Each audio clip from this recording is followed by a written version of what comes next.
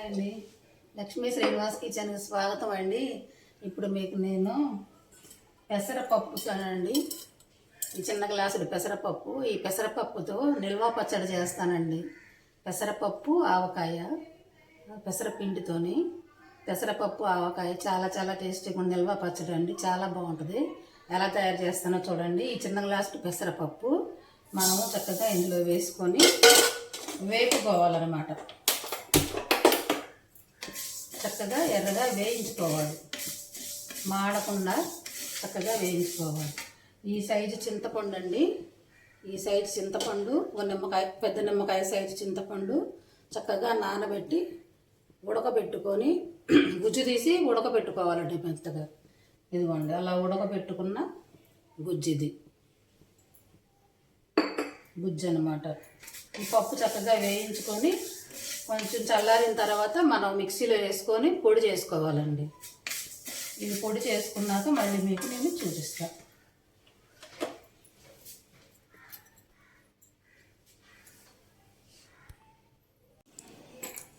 ఇదిగోనండి, చక్కగా మనం ఇప్పుడు ఇవన్నీ కలుపుకుందాం. ఇదిగోనండి, మన పెసరపిండి చక్కగా మనం మిక్సీలో వేసుకున్నాం కదా, ఈ పిండి అన్నమాట. ఈ పిండి వేసుకుందాం ముందు.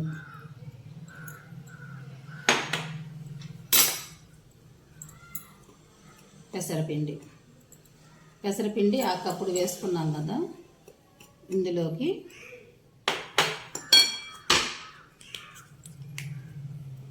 ఒక అర స్పూను పసుపు వేసుకుందామండి.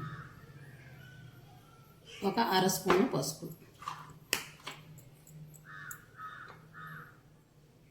కారం 1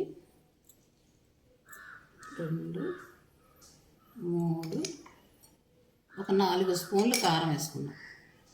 చూసుకొని మళ్ళీ కావాలంటే సరిపోకపోతే వేసుకుందాం. ఆవు పిండి 1 స్పూనున్నర, మెంతి పిండి 1 స్పూను,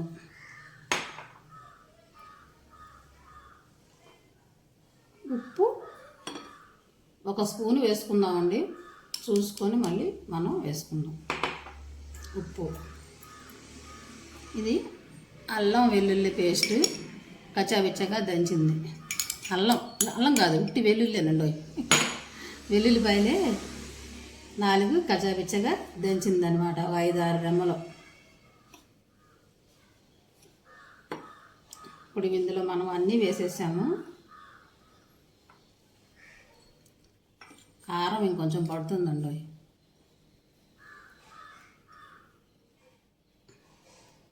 మొత్తం పడుతుంది. ఎందుకంటే మనం కప్పుడు పిండి వేసుకున్నాం కదా, కప్పుడు కారం పడుతుంది.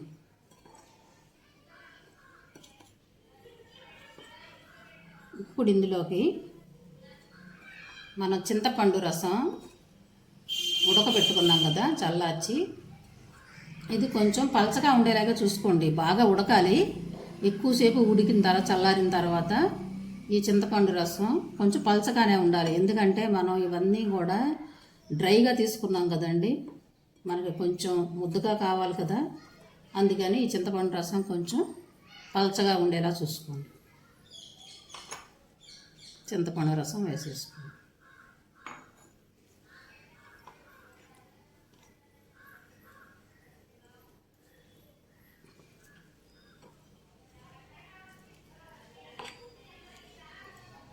అప్పుడే గుమగుమలాడుతుందండి.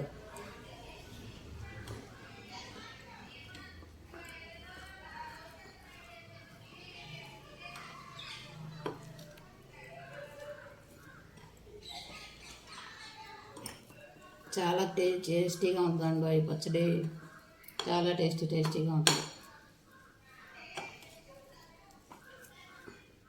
ఈ పచ్చడికి కూడా ఫ్యాన్స్ ఉన్నారండి. నేను చాలాసార్లు చేశాను ఈ పచ్చడి, నిల్వ పచ్చడి, పెసరపప్పుతో నిల్వ పచ్చడి. ఇది మనం ఫ్రిడ్జ్లో పెట్టుకుంటే చక్కగా 1 నెల 2 నెలలు ఉంటుందండి. ఇది పెసరపప్పు కనుక మనం కొంచెంగా పెట్టుకొని తొందరగా వాడేసుకోవాలి. కమ్మటి వాసన వస్తుందండి. ఇది నూనె ఆయిల్ అండి. ఆయిల్ కొంచెం కాచి చల్లార్చిన ఆయిల్ అనమాట. కొంచెం ఆయిల్ కలుపుకుందాం. పచ్చడి కదా, ఆయిల్ ఉండాలి.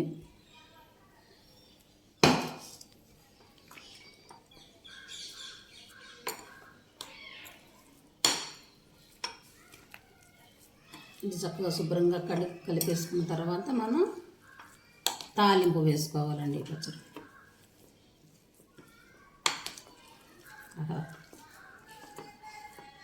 చూసారా ఎంత కలర్ఫుల్గా ఉందో పచ్చడి. టేస్ట్ కూడా అలాగే ఉంటుందండి. మంచి కమ్మమ్మ వాసన వస్తుంది. భలే సువాసన వస్తుందండి. టేస్ట్ కూడా అదిరిపోద్దండి.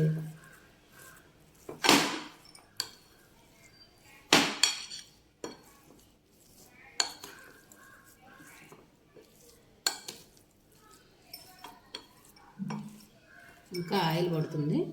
ఈ ఆయిల్ కూడా వేసేద్దాం. అంతా మనం వేసుకునే పొడులే కదండి, కాస్త ఆయిల్ బాగానే పడుతుంది.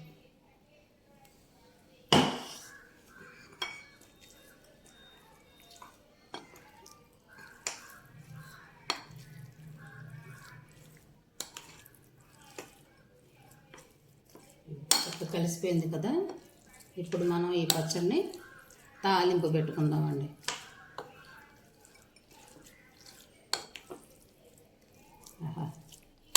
సూపర్.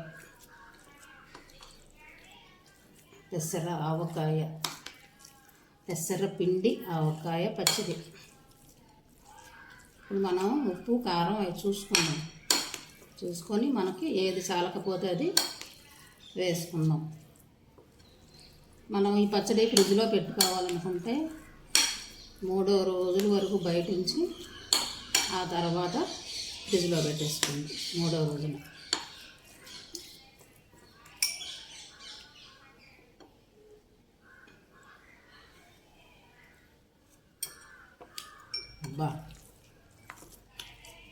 అదిరిపోయిందండి. కారంగా ఉప్పు కూడా సరిపోయిందండి. మనం వేసింది 1 స్పూనే కదా, ఉప్పు కూడా సరిపోయిందండి. సూపర్ అయిపోయిందండి. ఇంకా ఈ పచ్చడి ఇదిగోండి. పచ్చడి తాలింపు వేసుకోవాలి. పదండి తాలింపు వేసుకుందాం.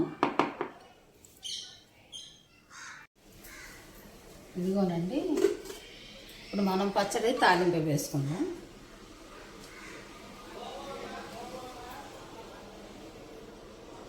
ఆయిల్ కాగిన తర్వాత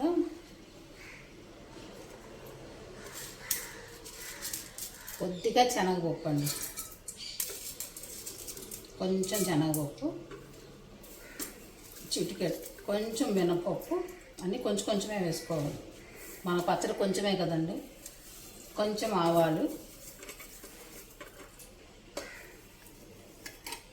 వెల్లుల్లిపాయలు ఇలాగా చక్కగా ఒలుచుకొని మధ్యలో కట్ చేసుకున్న వెల్లుల్లిపాయలు,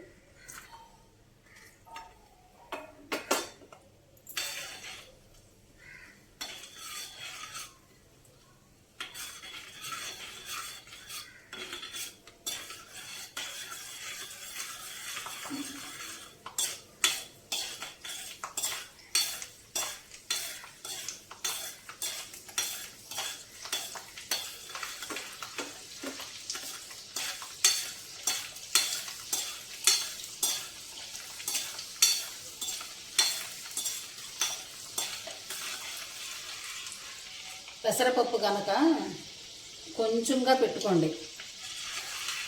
ఒక చిన్న గ్లాసులు అలాగా కొంచెంగా పెట్టుకున్నారనుకోండి అయిపోయి. అది పెసరపప్పు కనుక ఎక్కువ నిల్వ ఉండదు కనుక కొంచెం పెట్టుకొని అయిపోతే నచ్చిందనుకోండి మళ్ళీ పెట్టుకోండి.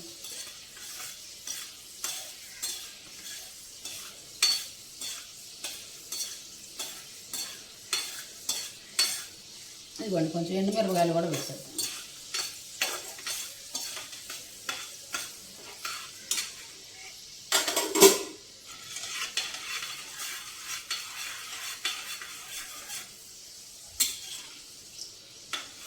ఇలాగా కొంచెం కొంచెంగా అన్ని రకాల పచ్చళ్ళు మనం టేస్ట్ చేయొచ్చండి. చక్కగా కొంచెం కొంచెం పెట్టుకొని అన్ని రకాల పచ్చళ్ళు చక్కగా పెట్టుకోవచ్చు, చేసుకొని తినొచ్చు.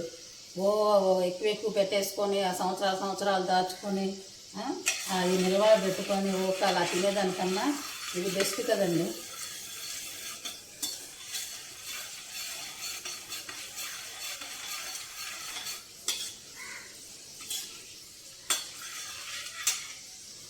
కరివేపాకు వేసుకుందాం.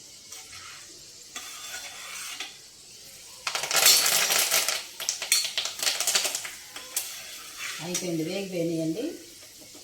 ఇది కొంచెం చల్లారాలి. చల్లారిన తర్వాత మనం పచ్చళ్ళలో కలుపుకుందాం. కలుపుకునేటప్పుడు మళ్ళీ మీకు నేను చూపిస్తాను. ఇదిగోనండి, మనం తాలింపు వేసుకున్నాం కదా, ఈ తాలింపు ఇందులోకి కలిపేసుకుందాం.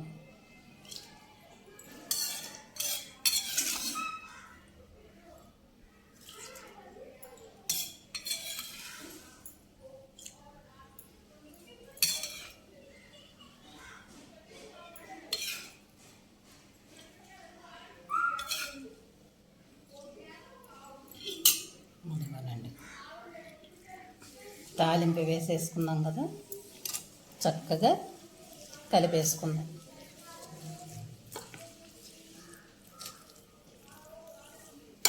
ఆహా, సూపర్ గుమగుమలాడుతుందండి పచ్చడి. Super aroma.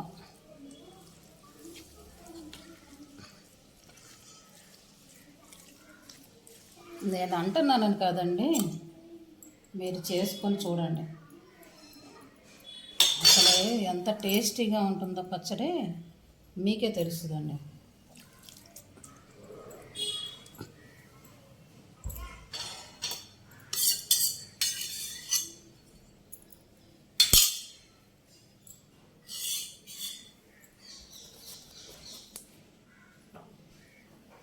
ఇదిగోనండి పచ్చడి. ఆహా, చూసారా ఎంత బాగుందో, ఎంత కలర్ఫుల్గా ఉందో చూసారా పచ్చడి. సూపర్ సూపర్ కదా.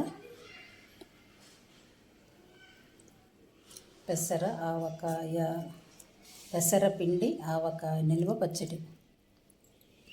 పెసరపిండి నిల్వ పచ్చడి, పెసర ఆవకాయ. సూపర్ సూపర్ అండి. టేస్టీ పచ్చడి.